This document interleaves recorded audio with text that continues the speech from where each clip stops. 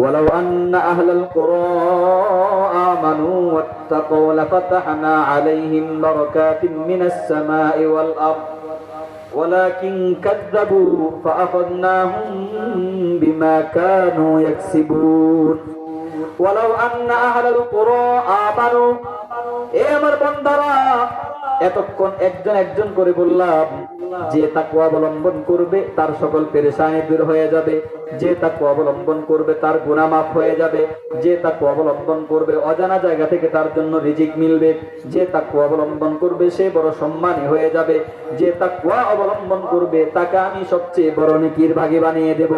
এখন মহান রব্বুল আলামিন একটা জাতি এবং একটা দেশকে লক্ষ্য করে বলছেন, এই কোন রাষ্ট্র আছো তোমরা? রাষ্ট্রে বড় হিমশিমের মধ্যে আছো, রাষ্ট্র চলে না, বড় হিমশিম, এক একবার এক এক দিক থেকে তোমাদের পেরেশানি আসছে। দ্রব্যমূল্যের বড় ঊর্ধ্বগতি হয়ে গেছে বুঝি, সমাজের চলাফেরা, সমাজের অবকাঠামো নষ্ট হয়ে গেছে বুঝি, চতুর্দিক থেকে সমাজের মধ্যে বালা মুসিবত, একের পর এক মুসিবত এমন ভাবে আসছে সরকার পর্যন্ত ট্যাকেল দিতে পারছে না। এমন মুসিবতের মধ্যে বুঝি তোমরা আছো, এমন মুসিবতের মধ্যে বুঝি তোমরা নিমজ্জিত। মানুষের মুসিবত ঠেকাবা নাকি আসমানের মুসিবত ঠেকাবা? তাহলে আসো আমার দুয়ারে আসো বান্দা, আমি এমন একটা প্রেসক্রিপশন লিখে দিই, যে প্রেসক্রিপশন অনুযায়ী যদি তুমি ট্রিটমেন্ট গ্রহণ করো তাহলে বান্দা সকল পেরেশানি সামাজিক এবং রাষ্ট্রীয় ভাবে নিরসন হয়ে যাবে। আরো জোরে বলুন সুবহানাল্লাহ। রাষ্ট্রীয় সমস্যার সমাধান কোরআনে আছে না নাই? রাষ্ট্রীয় সমস্যার সমাধান যারা বলবে কোরআনে নাই তাদের ঈমান নাই। রাষ্ট্রীয় সমস্যার সমাধান যারা বলবে কোরআনে নাই তারা নিজেকে ঈমানদার দাবি করার অধিকার নাই, তারা নিজেকে মুসলমান দাবি করার অধিকার নাই। আল্লাহ পাক বলেন রাষ্ট্রীয় সমস্যার সমাধান করবা। ওয়ালাউ আন্না আহলাল কুরআ আমানু, আল্লাহ পাক যেন কি বাংলাদেশীকে লক্ষ্য করে বলছেন, এই বাঙালি জাতি, যদি তোমরা চতুর্দিক থেকে নিরাপদে থাকতে চাও একটা প্রেসক্রিপশন নিয়ে যাও। ওয়ালাউ আন্না আহলাল কুরআ, যদি এই জনপদবাসী, জনপদ বাংলাদেশ একটা জনপদ না, যদি এই জনপদবাসী আমানু, এক নম্বর শর্ত যদি ঈমান আনে, ঈমান তো এনেছি আমরা, বাংলাদেশের 92-93% মুসলমান ঈমান এনেছে কি আনে নাই? কথা কয় না? বাংলাদেশের ভগ্নাংশ মানুষ নয়, শুধু বলতে গেলে বাংলাদেশের সব মানুষই মুমিন। ওরে লাক্সারি হুকুম করুন, যদি 93% মুসলমান হয় আর 7% কোনো বিল আছে? কথা কয় আর 7% তো 92% একদিনের সকালবেলার নাস্তাও না। কথা কয় না? এরপরেও কেন বাংলাদেশ নামক একটা মুসলিম রাষ্ট্রকে অমুসলিম রাষ্ট্রের কাছে বিক্রি করতে হবে? বোঝা গেল রোগটা কোথায়। আল্লাহর প্রেসক্রিপশনটা মানা হই নাই। আল্লাহ পাক বলেন ওয়ালাউ আন্না আহলাল কুরআ আমানু, এক নম্বর শর্ত তোমরা মেনেছো ঠিকই, এক নম্বর শর্ত আমরা মানতে পেরেছি। আমানু, ঈমানের শর্ত আমরা মানতে পারেছি কি পারি নাই? ঈমানের শর্তে আমরা বড় সফল হয়ে গেছি। 93% মুসলমান, অর্থাৎ 100 জন খুঁজে নিলে 93 জন মুসলিম, 1 লক্ষ খুঁজে নিলে 93,000 মুসলিম, 1 কোটি খুঁজে নিলে 93 লক্ষ মুসলিম। কথা কয় না? ঈমানের শর্তে আমরা কামেল ঈমানদার হয়ে গেছি।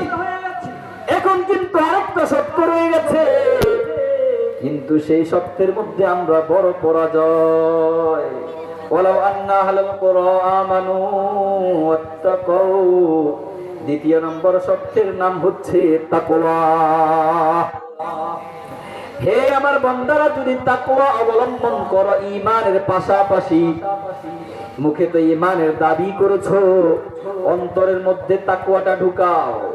93% যদি ঈমানদার হয়, 93% লাগবে না, কেবলমাত্র 50% যদি তাকওয়াওয়ালা হয়ে যায়।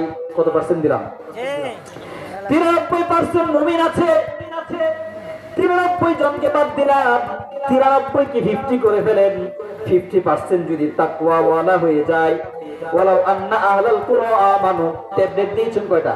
2টা, একটা খেয়েছি, আরেকটা না খেলে চলবে? চলবে না। একটা খেলে তো আধা আধা সুস্থ, কথা বুঝেন না? পা একটা আছে আরেকটা নাই আর কি। তো পা একটা আছে আর একটা নাই, একজন মানুষের পা একটা আছে আরেকটা না থাকলে যা হওয়া তো হয়, ঠিক তেমনি ভাবে বাংলাদেশেও আমাদের ইমানের একটা পা আছে আরেকটা নাই, ঠিক যা হওয়ার তাই হচ্ছে, কথা বলে না, যাই হোক তাই হচ্ছে। নম্বর 2 শর্ত হচ্ছে তোমরা তাকওয়া অবলম্বন করতে হবে।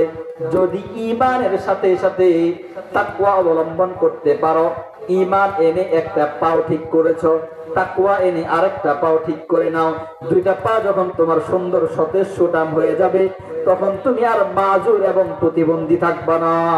আল্লাহ পাক বলেন, ওয়ালাউ আন্না আহলাল কুরআ আমানু ওয়াত্তাকাউ লাফাতাহনা আলাইহিম বারাকাতিম মিনাস সামাই ওয়াল আরদ। ঈমান এবং তাকওয়ার পরিচয় যদি তুমি দিতে পারো, তাহলে জেনে রাখবে আসমানের যত বারাকাত এবং রহমতের দরজা আছে, সব বারাকাতের দরজা খুলে দিব। সুবহানাল্লাহ, সুবহানাল্লাহ। লাফাতাহনা আলাইহিম বারাকাতিম মিনাস সামাই ওয়াল আরদ।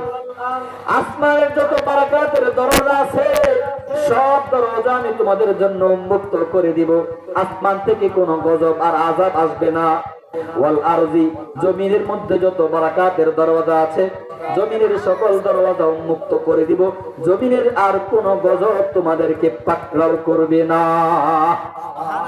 না নিজের দেশ থেকে কোনো গজব আসবে, না ভিন দেশ থেকে কোনো গজব আসবে, কোন গজব তোমাদেরকে স্পর্শ করতে পারবে না। শর্ত হচ্ছে তোমাদের দুইটা পা ঠিক করতে হবে। একটা পা আছে আরেকটা নেই, এক হাত আছে আরেকটা নেই, দুশমনকে প্রতিহত করা যাবে? দুইটা পা ঠিক করে নাও, দুইটা হাত ঠিক করে নাও, তুমি প্রতিবন্ধী না, তুমি সফল, তুমি দুশমনকে প্রতিহত করতে পারবে। ঈমান আনতে হবে, তাকওয়া অবলম্বন করতে হবে। যারা ঈমান এবং তাকওয়ার পথে ডাকে, তাদের ডাকে সাড়া দিতে হবে।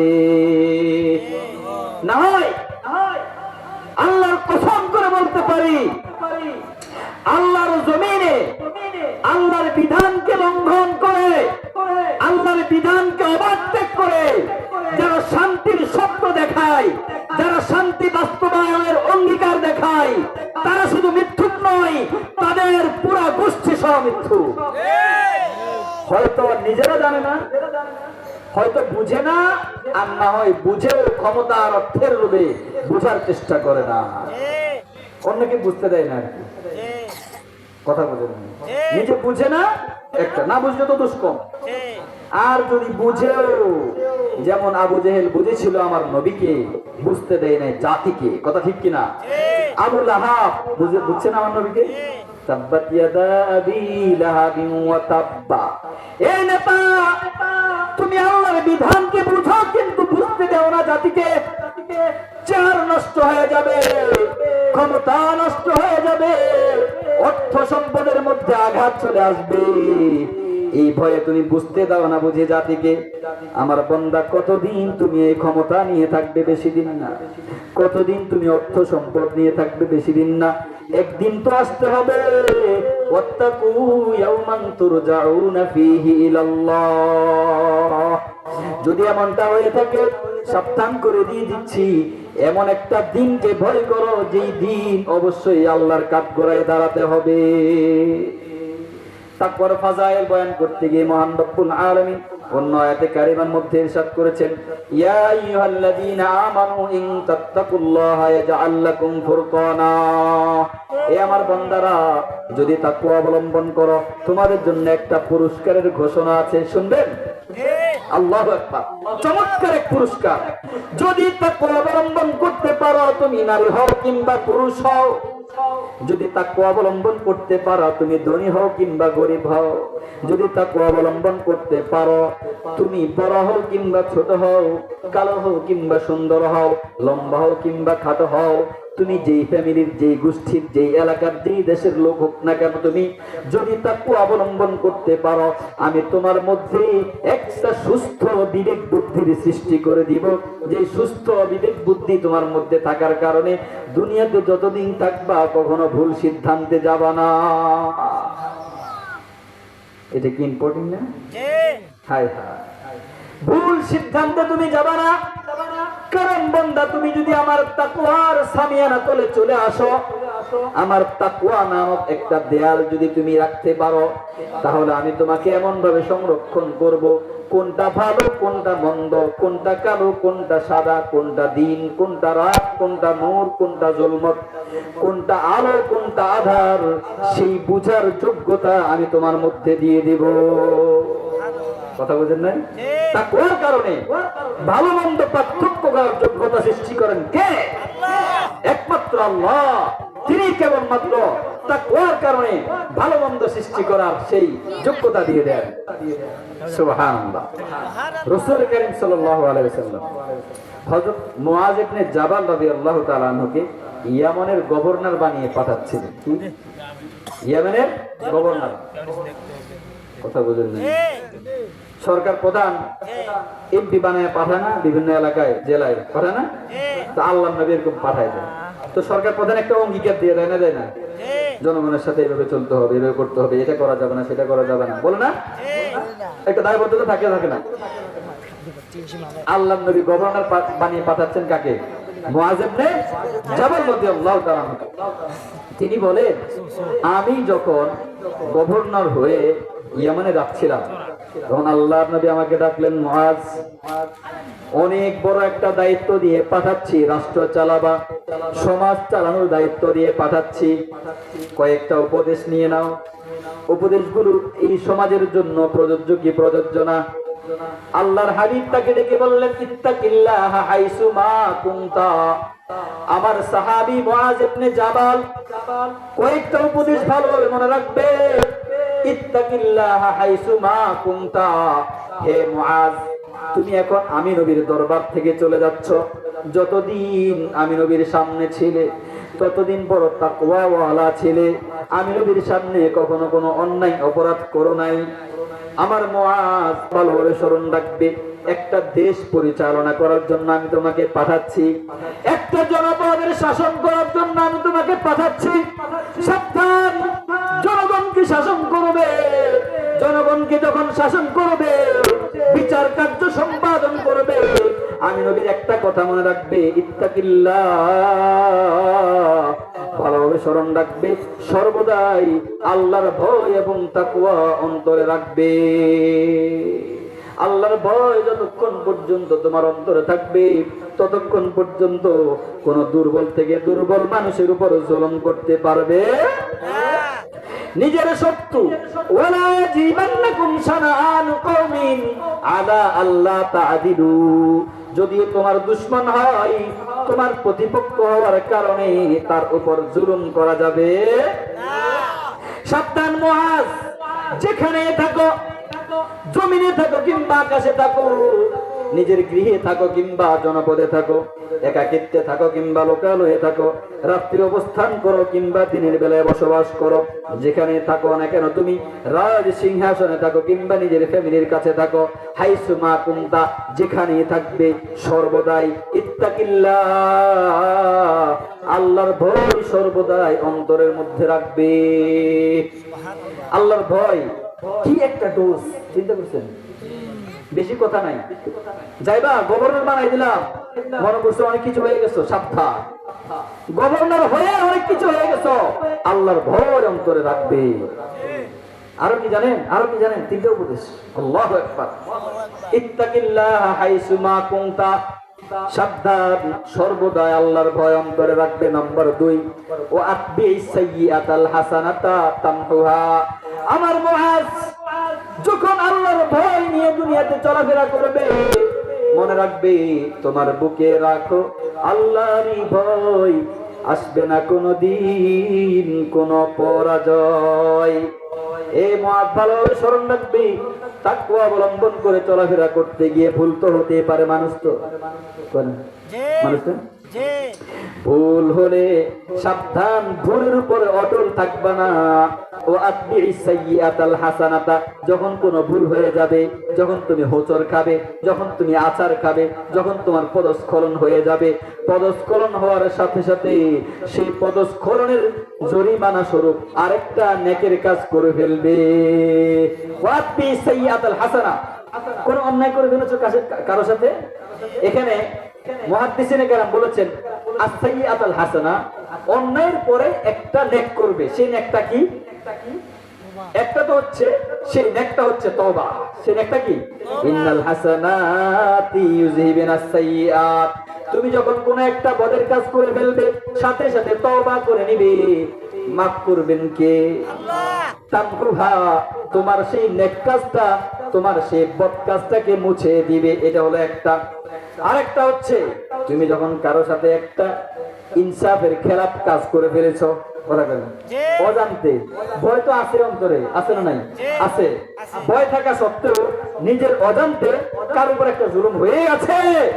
এই জালেমরা ভালো করে শুনে রাখবে, জুলুম তো হয়ে গেছে অজান্তে। যদি বাস্তবেই অজান্তে জুলুম হয়ে থাকে, এখনই আসো, ক্ষমা চাও, ক্ষমা হয়ে যাবে। কথা বুঝেন নাই? কিন্তু ক্ষমা তো চাইতে হবে। ওয়াতবিইস সাইয়্যাতাল হাসানা, জুলুম করে ফেলেছ, তুমি তার সাথে একটা ইনসাফ করো। এখন সেই জুলুম কি ইনসাফে ঢেকে দিবে, সেই জুলুম কি ইনসাফে ঢেকে দিবে। হায় হায়, এখন তো সেটা নাই। আমি নিজেকে ছোট ভাববো কেন? আমার কোনো দোষ নাই, দোষ সবের। কথা বুঝেন নাই? অথচ জুলুম করে বসে আছে, আমার পক্ষ থেকে আযাব আর গজবের ফয়সালা হয়ে গেছে, এখনো বুঝতে রাজি নাই, বুঝার সক্ষমতাও নেই। এই গেল দুই নম্বর উপদেশ মুআয ইবনে জাবাল রাদিয়াল্লাহু তাআলা আনহুকে। 3 নম্বর উপদেশটা আরো বড় চমৎকার, শুনবেন? আল্লাহু আকবার। 3 নম্বর উপদেশ আরো চমৎকার। ওয়াখালিকিন নাসা বিখুলুকিন হাসানিন, ওয়াখালিকিন নাসা বিখুলুকিন হাসানিন। আমার সাহাবী মুআয, আল্লাহর ভয় অন্তর আছে, তুমি নিজের আমলকে ঠিক করবা, 5 ওয়াক্ত নামাজ ঠিকমতো আদায় করবা, রমজান মাসের রোজাও রাখবা, হজ ফরজ হলে হজ করবা, যাকাতের বিধান আসলে যাকাত দিবা।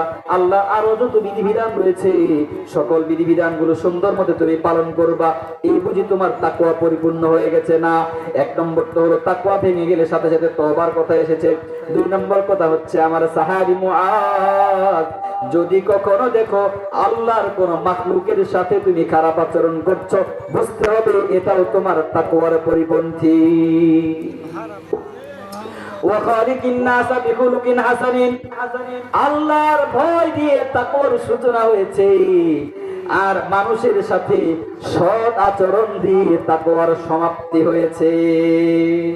সুবহানাল্লাহ বলবেন না? সুবহানাল্লাহ। ওয়াখালিকিন নাসা বিখুলুকিন হাসানিন, আল্লাহর নবী বলেন, মুআয, তোমাকে বুঝে আমি ক্ষমতা দিয়ে দিলাম, এ কারণে যার সাথে ইচ্ছা যা আচরণ করবে পারবে না, এমন কোন অধিকার মুআয তোমাকে আল্লাহ দেন নাই।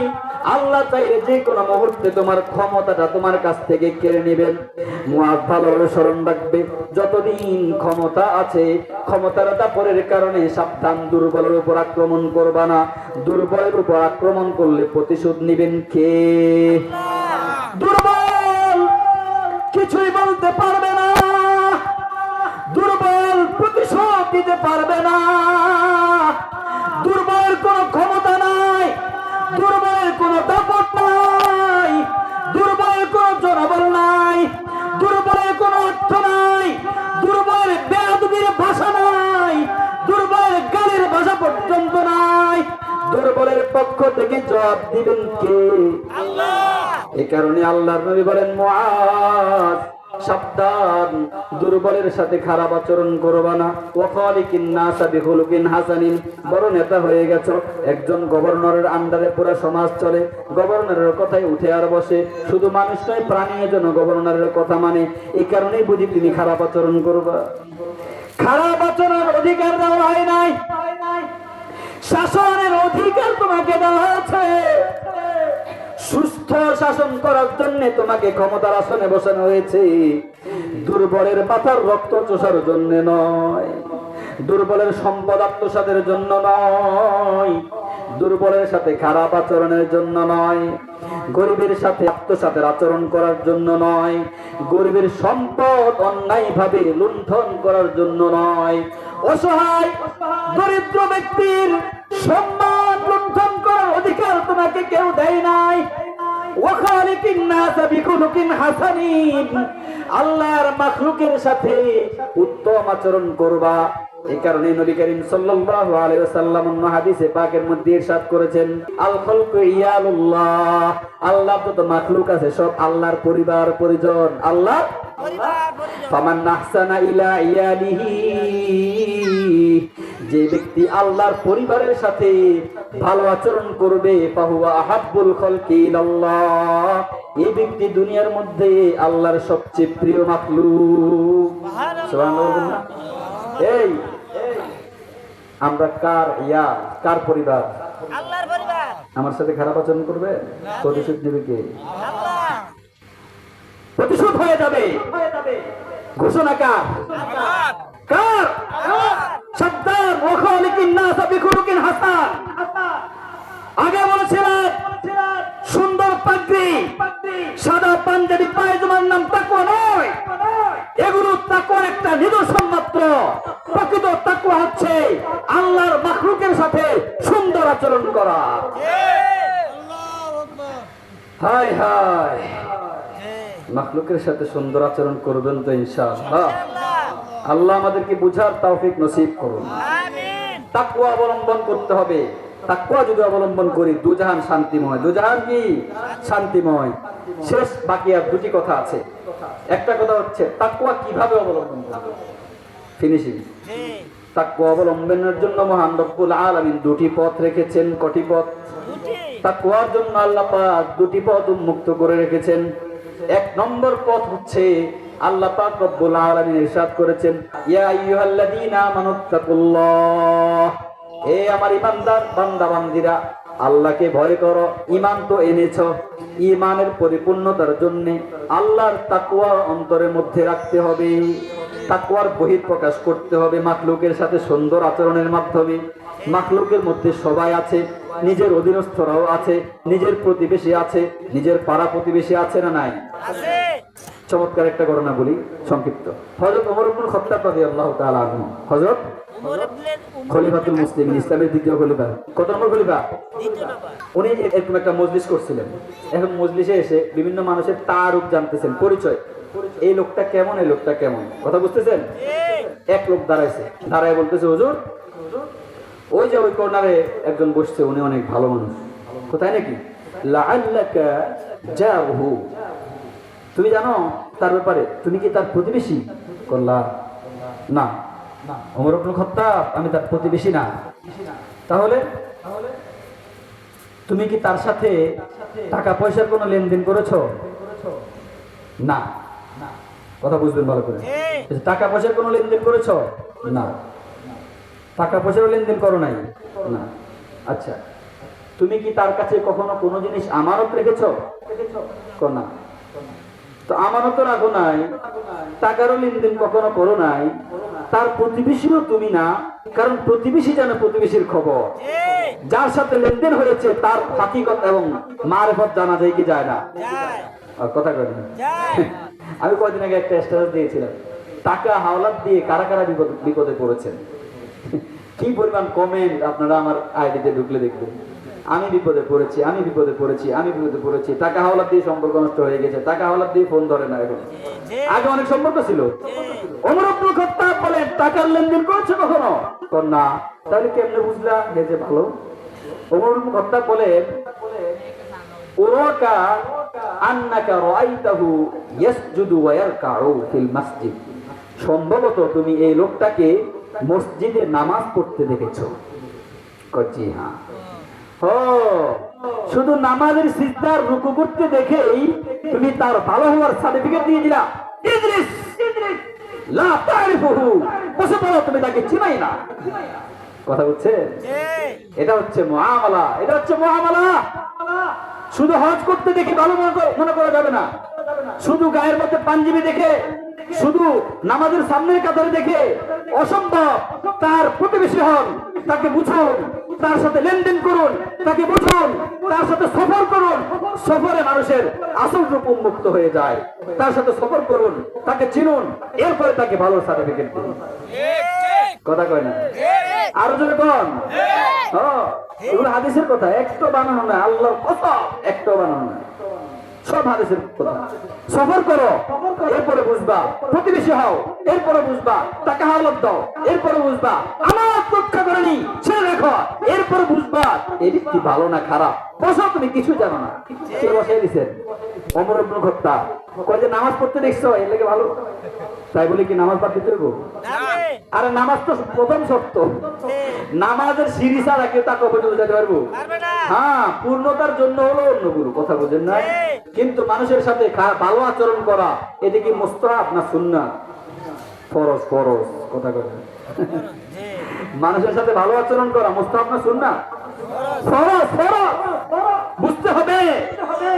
সব ছিদ্র বন্ধ করলেন, মানুষের সাথে অসৎ আচরণের ছিদ্রটা খোলা, সব আমল নামে এদিক দিয়ে ঢুকবো, এদিক দিয়ে বাইরে। কথা বুঝেন নাই? আল্লাহ আমাদেরকে হেফাজত করুক। তাকওয়া অবলম্বনের মাধ্যম দুটি। একটা হচ্ছে ইয়া আইয়ুহাল্লাযীনা আমানুত্তাকুল্লাহ ওয়া কুনু মা'আস সাদিকিন। হে আমার বান্দারা, ঈমানদাররা, আল্লাহকে ভয় করো।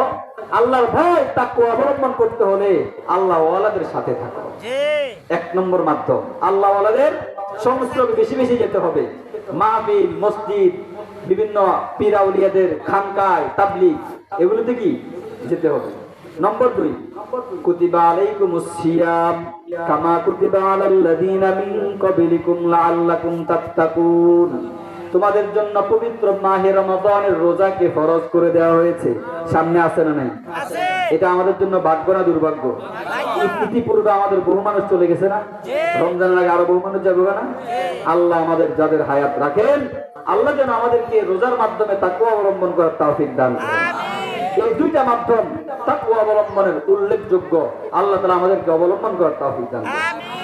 শেষ কথা হচ্ছে, একজন ব্যক্তি যে মুত্তাকি, এটা কিভাবে বুঝবো আমরা? মিন আলামাতিত তাকওয়া, তাকওয়ার নিদর্শন সমূহ। এক নম্বর নিদর্শন, তরকুশ শাহওয়াতিল মাজমুমা মা ইস্তিমকানিহি মিনহা। এক নম্বর হচ্ছে সকল অন্যায় খাহেসাত, অন্যায় চাহিদা, অন্যায় লালসা, অন্যায় শাহওয়াত ছেড়ে দিবে, অথচ তার মধ্যে সেই অন্যায় করার যোগ্যতা আছে। কথা বুঝবেন? তার মধ্যে অন্যায়ের যোগ্যতা আছে, মানে ক্ষমতা আছে, চাইলে চাল চুরি করতে পারে, কিন্তু করে না। আর আমার তো ক্ষমতাই না, আমি চুরি করবো কেমনি? আমি পিসা বলে কেমনি? কথা বলি না, আমার ভিতরে তো যৌবনতাই নাই, আমি নারীর দিকে তাকাবো কেন? না, তার ভেতরে যৌবনতার জোয়ার আছে, কিন্তু তাকায় না। কথা বলে না? তার ক্ষমতা আছে, কিন্তু দেখায় না অন্যায় ভাবে। এটা হচ্ছে তরকুশ শাহওয়াতিল মাজমুমা মা'আল ইস্তিমকানি মিনহা। অন্যায় শাহওয়াত পুরা করার যোগ্যতা থাকা সত্ত্বেও সে করে না। এক নম্বর গুণ। নম্বর 2, ওয়াল ওয়াফাউ বিসসালিহাত মা'a নুফুরিন নাফসি মিনহা। নম্বর 2 হচ্ছে সকল নেক কাজগুলো আদায় করে মা'a নুফুরিন নাফসি মিনহা, অন্তর দেয় না তারপরেও। কথা কই না? অন্তর দেয় না। আরে ভোর রাতের কত ঠান্ডা, ফজর বুঝি করবো, ফজর করতে দেয় না, ঠান্ডায় উঠতে দেয় না, তারপরও পরে। হজ করতে দেয় না, টাকা আছে, তারপরও করে। কথা কই না? চাইলে যে কোনো একটা নেক কাজ করতে পারে, কিন্তু মন দেয় না। মা'রুফুরিন নফসি, নফস বড় ঘৃণা করে না, করিস না। আরে কত নেক করতে পারি, বহুত হায়াত এখনো সামনে আছে, তারপরও করে। তৃতীয় নম্বর। নম্বর 3, তৃতীয় নম্বর গুণ এবং আলামত এবং নিদর্শন হচ্ছে হায় হায় রদ্দুল আমানাতি ইলা আহলিহা মা'আল হাজাতি ইলাইহা। সাবধান, তোমার কাছে আরেকজনের আমানত আছে, আরেকজনের জমি আছে, আরেকজনের টাকা আছে, জমির প্রয়োজন তোমার আছে, টাকার প্রয়োজন তোমার আছে, নিজের প্রয়োজনকে পিছে ফেলে তার আমানতটাকে পৌঁছে দাও। এটার নাম হচ্ছে তাকওয়ার আলামত। আল্লাহ পাক আমাদেরকে আমল করার তৌফিক দান করুন। আল্লাহ প্রিয় বান্দা হওয়ার তৌফিক দান করুন। ওয়া আখিরু দাওয়ানা আলহামদুলিল্লাহি রাব্বিল আলামিন।